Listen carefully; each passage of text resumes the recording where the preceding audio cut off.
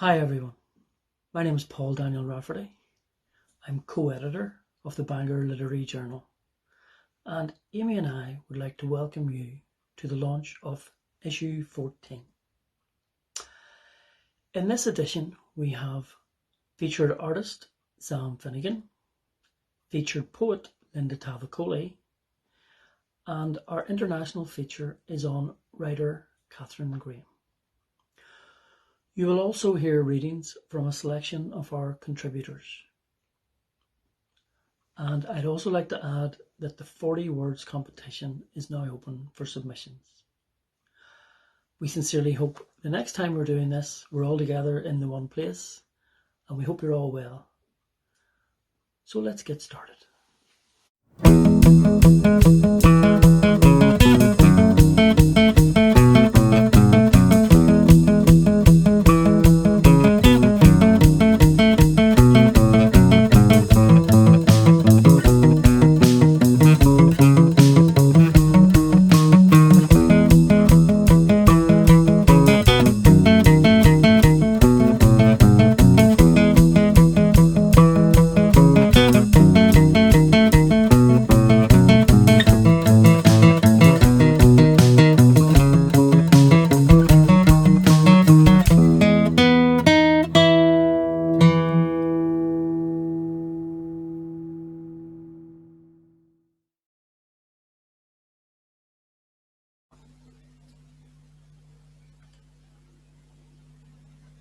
Hello, I am Patricia Ann Moore, and this is my poem, Extra Careful Eating Pears. A tooth wrapped up in a tissue under my pillow. The fairies brought a sixpence during the night, half a crown to Hansel a new coat, a fortune in my pocket. Statues loomed in the upstairs hall on the way to the bathroom, but a nightlight burning diamond blue was a comfort. A dog grate in the drawing room downstairs burned embers where stories and magic happened. Auntie Lily had necklaces of orange coral with beads-like teeth. She trimmed her toenails and smoothed her corns after giving her feet a soak in a mustard bath under the eye of Blessed Martin de Porres, who kept mice out of the kitchen. In the big room opposite the kitchen across the hall, Uncle John mixed soil and compost in a wooden sieve. We climbed up to the garden across a tiled backyard, where a pear tree stretched across a sunny wall, waiting to make fruit. Later, my dad explained that a baby came from a place inside my mummy that was called a womb. The womb, he said, was the shape of a pear when you cut it in half, and the seeds inside were where the baby grew. He didn't say how the seeds got there. So for years, I was extra careful eating pears.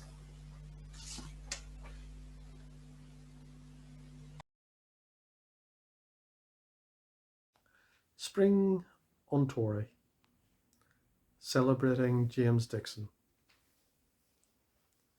It was a gallery of your imagination.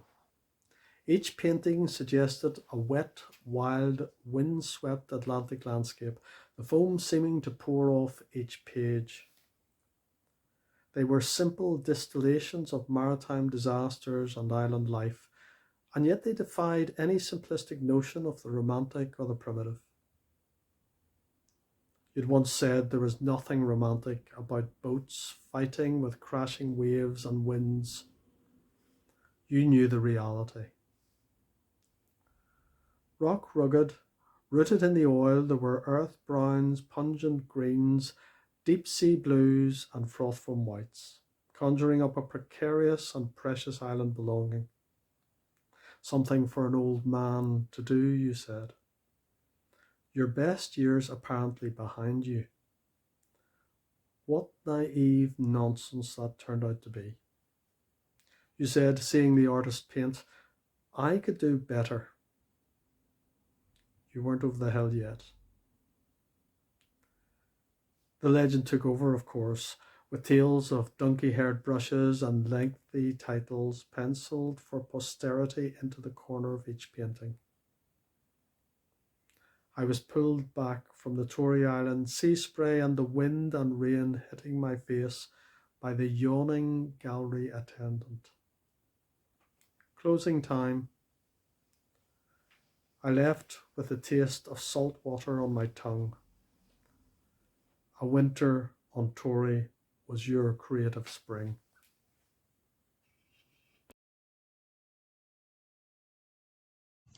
My name is Billy Fenton, and this is my poem Apples, which is in the latest edition of the Bangor Literary Journal.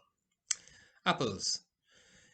In Bradley Whalen's garden, I police the kitchen window for a shadow, a passing colour. Bernard climbs the plumpest tree, edges out onto a branch, legs dangling either side. When he reaches the saddle, he moves his body up and down, one arm high, a cowboy in a rodeo. Apples fall like the batter of summer rain. We pile them into buckets, gallop across fields, through gates, like Cain and Abel returning from Eden. Apples for sale, we say, at the door of number 63. You've been robbing orchards, the woman says. She bends down to look, her breast through a sag in her dress. She smiles, pushes it shut. How much for a dozen, she says. Hi, my name is Lisa Riley, and this is my poem, Not the Same Woman. Space-time, connectedness. Every single thing interrupts every other. I cannot separate myself from my body, except in dreams. I burst open a capsule with scissors. Powder sprays across my pajamas. At least I'm cutting down. I haven't seen the doctor, so I'm getting better. I take an antihistamine, hide the hair on my pillow, pull tufts from my head to save it from falling everywhere. I find clumps of gold and grey about the house, sweep them into tidy piles. My blood thickens, it's slowing me down. I have tests in a week. I cut and count pills. My head is on fire. My skin is burning. We make plans, but I get anxious. Anxious to go out, then anxious I cannot. Just imagining it drains me. The woman who once did everything is gone. I've let you down, again. And I cry because you do not understand me. Deranged, foggy, teary, exhausted, confused. Actually, no, I'm fine. Counting, cutting, swallowing. Every pill, every meal and moment adds up to this. Nothing. In my mind, I am going somewhere. I run for the bus, take the stairs, walk our dog, look forward to company, eat out at restaurants. There's no one I like much these days anyway. I throw money at doctors because money means hope to me now. I surrender my titles, dutiful daughter, committed friend, partner, too weary to argue my case. But in my dreams, I absolve myself and I am forgiven for having nothing left to give.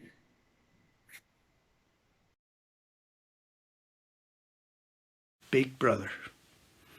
Every boy should have one, to step tooth-sweet into his footprints, to fool the savage fiends trekking in the jungle, although one following foot can stir the wasp's nest, and boy, is he running for help, for Reckitt's blue bag, revelling through the pain, for being dubbed Lionheart, withstanding the poisoned arrows. And every boy returning home in tears, all his marbles lost, should get 6 matching snow-white jewels from his brother's hand, treasures to keep, until playing keepsies, all our dead ducks and a comeback from the shame is made scouring pots beside his tent, a magnet for a weekend's drenching. Every boy should brave the clodagh, daring leaps into the torrent, springing stealth shark attacks as cunning manoeuvres for the gallant to rescue distressed village damsels, whether called for or not. The prize of approval, his eye of praise, and a place on the Woodners with Katie. Every boy should have a brother to stand by in a graveyard, holding his own boy as they brave the memory of a father's open hands, playful eyes, and footsteps to follow. An ear to the words passing down the line. When all is said and done, the game is never up.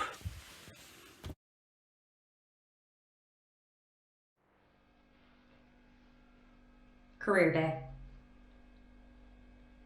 My dad used to fix TVs for a living.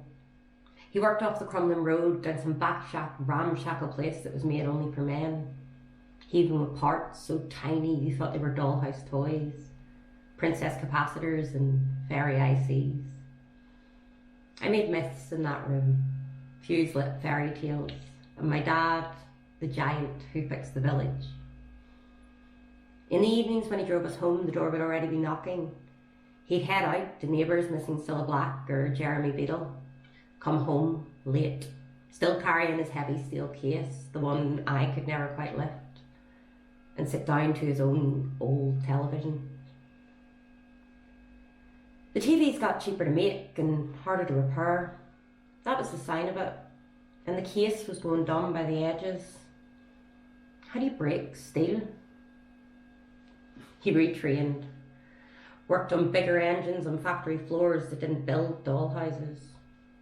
He kept on with the neighbours though, known as Davy who fixes TVs, and I, his daughter, always searching the inside of things, trying to make them work. His office is a bedroom now. Mum never liked the mess. But in woodwormed corners he still hides hordes of magic. Precious princesses cared for by a giant so big he carried words home in his pockets, stomping cracked pavements in darkness to bring the village light. A man, a myth of phosphor dust, soldering through waning nights.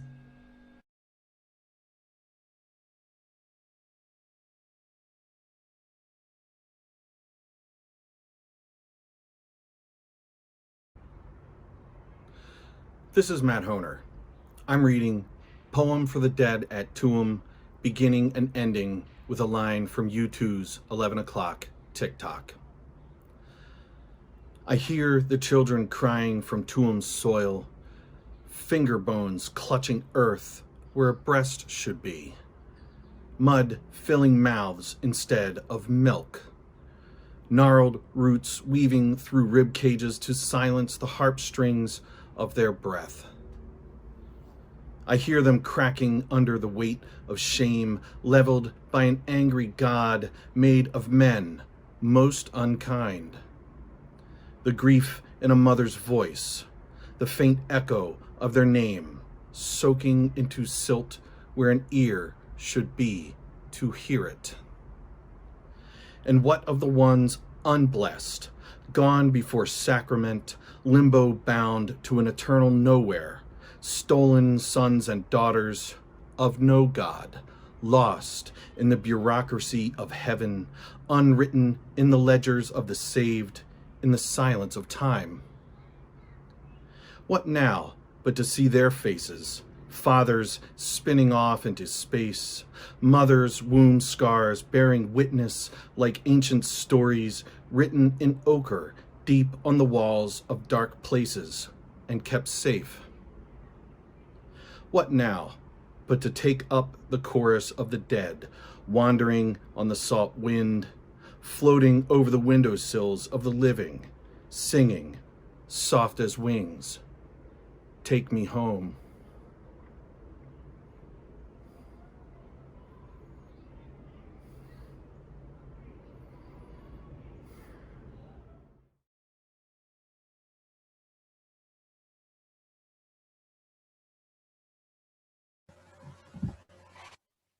Hi, this is David Butler, and I'm going to read my poem Tentative, which is from my forthcoming collection, Liffey Sequence, coming out later this year from Dira Press. Tentative. Wraith-like, a wafer moon fades into late cerulean. Fledgling spring has spattered the wind with egg yolk.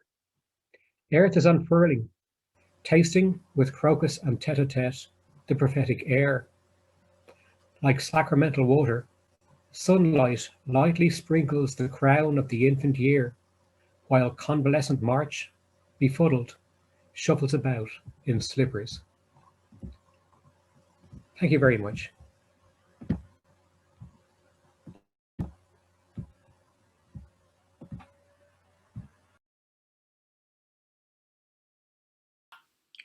Hello. This is a poem that I wrote last year during the first lockdown. It's a snapshot of what everyone was going through at the time. It's called Doom, Zoom and Collateral Damage.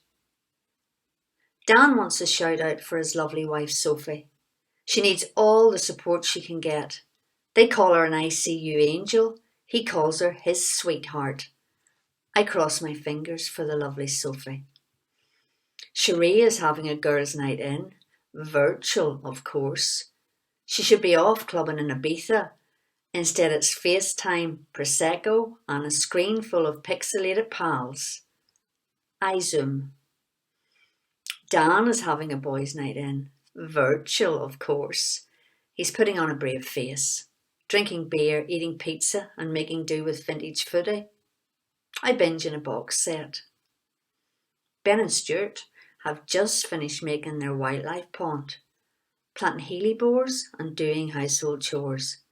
Now they're sat in their garden pretending to be in the Azores. I dream of better times to come. Gerald and Jean are hunkered down in the conservatory, painting garden gnomes and guzzling homemade gin. It helps stave off lockdown blues. I consider cracking open a bottle. Nina and Travis exercise like maniacs and give tantric sex a go. Is all that malarkey really good for the endorphins? Apparently so. But I miss your touch, your smell, your gentle caress. Liam and Polly cancel their wedding for the third time. Little Lucy is missing her Nana Dora. Lovely Marjorie is 65 today, on her own, without a party, without a hug. Lorna got hooked up to a ventilator late last night. I have a panic attack. Dan is one of 25 people at Sophie's funeral. No underlying health conditions, they say. Our ICU angel, they say. But Dan's lovely wife and sweetheart is getting buried later today. I weep. Thank you.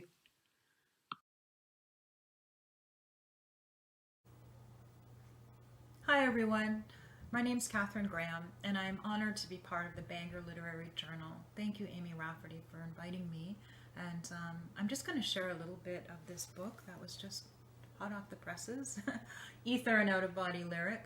And just to give you a bit of context, I'll just say what the publishers have said about the book. In Ether, an Out-of-Body Lyric, Catherine Graham has created a luminous homage to family, to cancer, and to the strange windings of truth. Swimming through time and space, Graham introduces her mother, her father, and herself, and the cancers that pull them apart and bring them together. I'll share a few sections, and I'll begin with this one. Standing in the shower, you lift each arm, one at a time. You know how to do this. You've had years of practice. You tamp each breast as your mother once tamped the earth, after planting pink petunias, tender and firm around each freshly rooted stem. Tamp, tamp, tamp. You feel it. God, you feel it. It's the size of a pea. the weight of 100 mattresses stacked on top of you.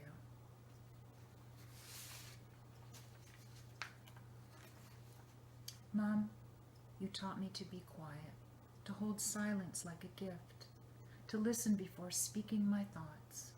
Yet you kept so much inside. All I have is the language of your hands, the ringlet curls in my hair, the pink tutu, the spring forest green curtains and calico gingham quilts. That sweater you purchased during your last trip across the border to Buffalo before the ambulance took you away to die. Pneumonia. Was it worth it? The sweater I can never wear, unwrapped the day after your death, because it's covered with grief. The holly-rimmed gift card with your shaky handwriting. For Kathy, love Mom, I can't throw out. The only writing I have from you. And I'll end with this. Only after I sell the quarry do I understand its pull. A back to Eden forest surrounding a water-fed limestone pit. A wheelchair-accessible house and a view no matter which window you look out from. A summer green landscape to help with healing and sunsets to practice goodbye. Winter beauty too. The quarry grows a lid, fish torpedoes sink, trees reveal antlers, and we skate above the dreaming blue. Thank you so much, and maybe I'll be back in Northern Ireland one day. Stay safe and keep writing.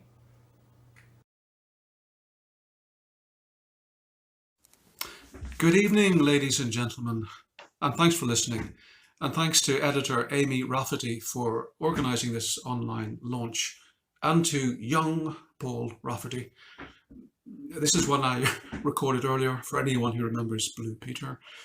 A few notes. Chubby Checker had a big hit in the early 60s called The Twist, which became a worldwide dance craze. Mel Torme, a crooner, 40s, 50s, 60s, 70s. The 7 drinks. The first drink is a chubby checker twist of wheels in the night. The fat man spins us round like a 45 disc gone wild. My father sings off key, he doesn't remember me.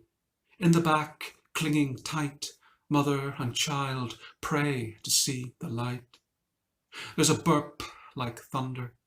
We might lift off from the ground, sink like a wreck in Dublin Bay, when Chubby hits the high note and trips across the stage and skids past car lights that croon like Mel Torme, then swerve and honk in mono rage. And so, no one-hit wonder, my father lives to drink another day. Thank you.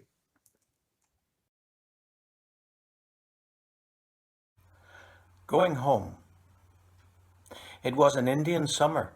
They were still garnering the harvest after midnight, the old moon resting in the new moon's arms, tractors crisscrossing country lanes, neighbours' spotlights splitting stubble tracks, shadows dancing between the reaper and the corn.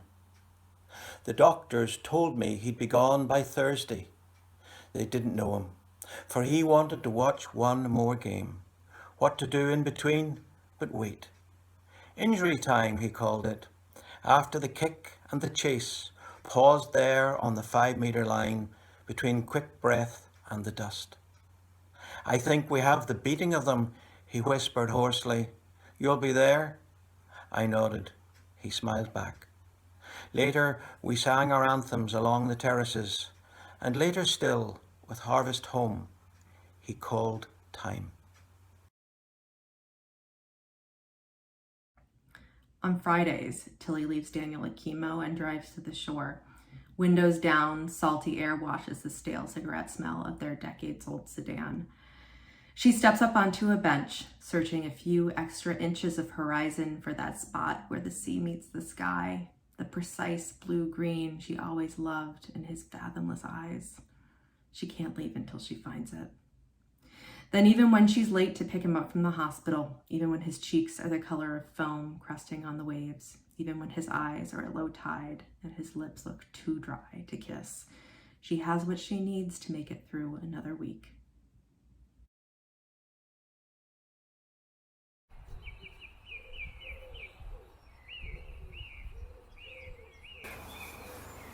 This is a poem called Scythurism. This is Downhill Forest, a place I came to once or twice a week last year during the worst period of lockdown. From the sounds of this forest, this poem evolved. Scythurism. For I have bathed in the tides of forests, as you may each morning in the chilled winter sea. Not for me an electrocution of the senses, a saline sledgehammer, but a still undressing of the mind, an exchange of clothes, a putting on of the silken robes of wildness, an imbibing of the scent of pine, larch, spruce, wild garlic, the fermenting freshness of all flora, each breath a purge into purity. And whether with bird song in spring's surging symphony, or the strangulated lament of a solitary winter straggler, such accompaniment delights always, audible above the squelch of leaf mould, the trampling underfoot of twigs, my steps in a bossa nova beat with each broken breath, and always, always the regiments of upright trunks, branches, leaves, straining towards the celestial ceiling, recruiting me to enlist with their soft, seamless Scythurism.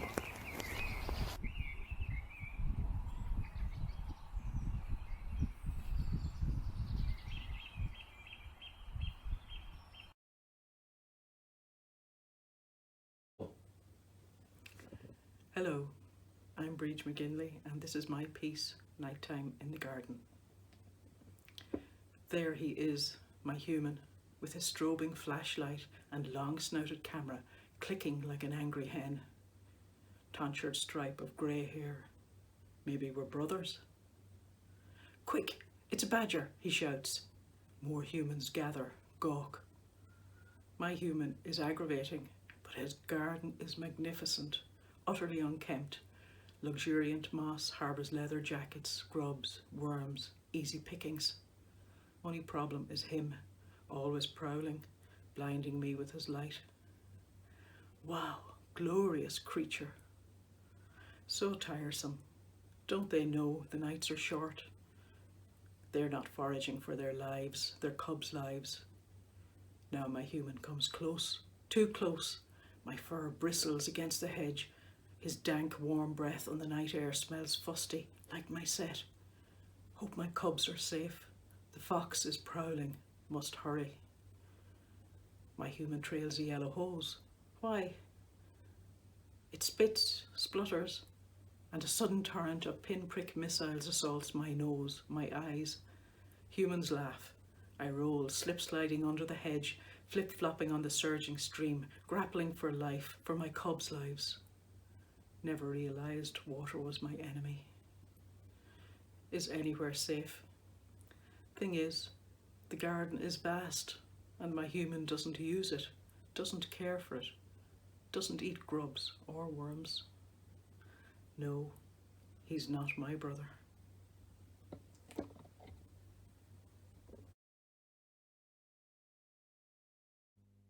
Diving in at Quai de la Seine by Damien B. Donnelly. Je t'aime, tu sais, you said, à la terrasse where divers jumped into worn water that wasn't even warm anymore. Dégueulasse, I thought. How willing we are to slip into currents others already caressed. His stream, her flow, their bath, those breasts waiting at turned tables to be tasted. seats still stained with the scent of the previous participants' perspiration. Je t'aime, tu sais, you said, on that terrace as couples climbed out of the cinema and let go of hands. Holds the darkness held so much easier than the cold light tossed back from those worn waters of Villette's basin where divers descended into things previously tasted. Je t'aime, tu sais, you said. And I, embarrassed by a lost breath, held my chest as if something was reaching down inside to pull out the air from the organ. While you glanced around at other tables with other offerings. Je t'aime, you said. Je sais.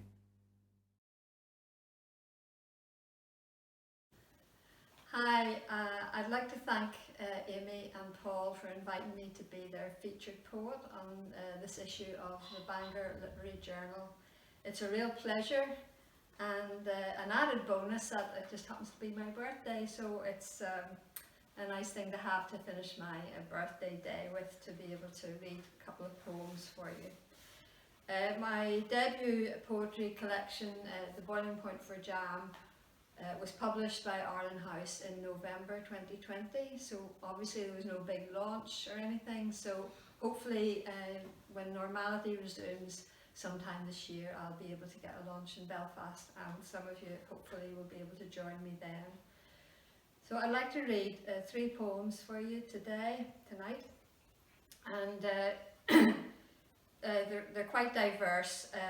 The first poems in the book are generally about on a dementia theme and about my family, and then there are other themes throughout the book, but the first poem that I've chosen to read for you today is actually really a reflection of the relationship that I had with my dad, and it's called Changing Gears.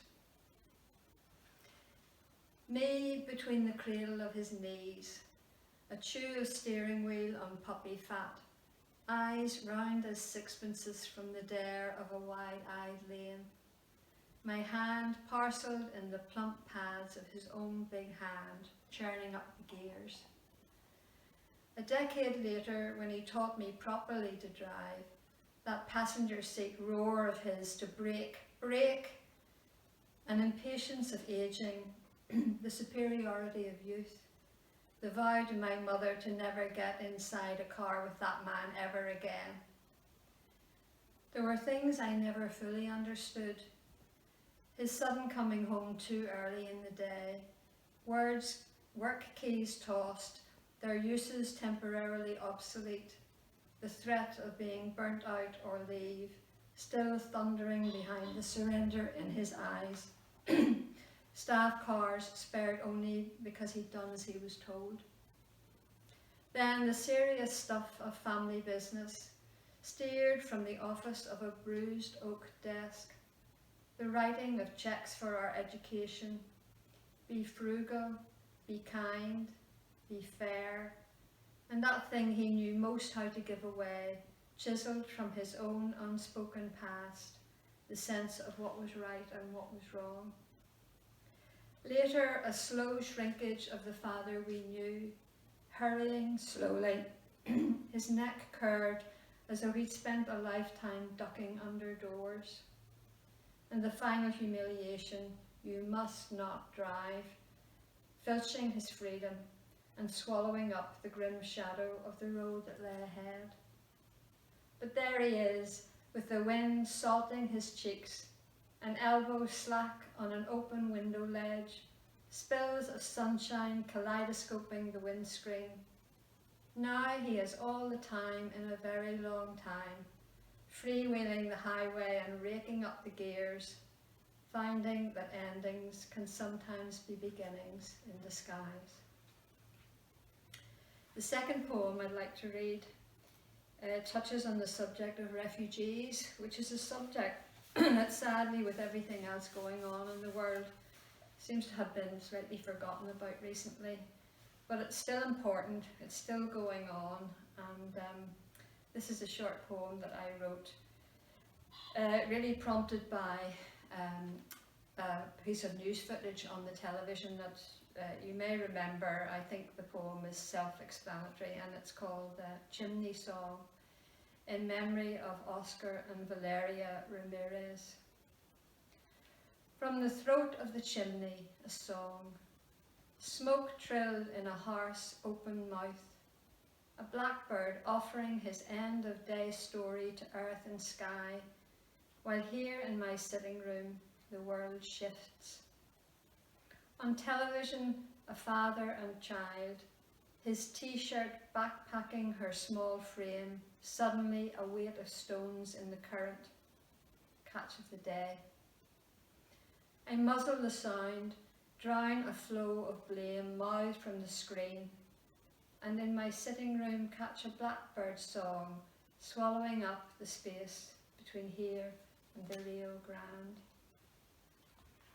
And finally, a poem a little bit more hopeful. The only poem that I've ever written that has become fully formed and was written within an hour of me thinking about it. The person I've written it for hopefully knows it's for them, and it's a poem for one person, but it's also a poem hopefully for everyone, so I hope I can end with some positivity. The poem is called You're Beautiful. You're beautiful. Say it to the person who saved you by saying it and didn't even know. Say it at the moon, to borrow its beauty for yourself just by noticing. Say it because that's what the world might become if we said it more often. Say it to yourself when it's not who you are looking in the mirror.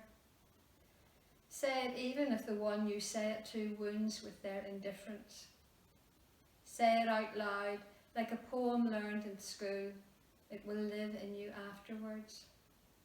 Say it in a lonely room, for walls have ears and sound travels fastest through solids. Say it for nothing, because something offered freely is blessed with more than what we cannot see. Say it so that nobody can hear, then let it go and see how far a fragile thought can fly. Say it to the one who saved you by saying it and didn't even know. You're beautiful. Thank you.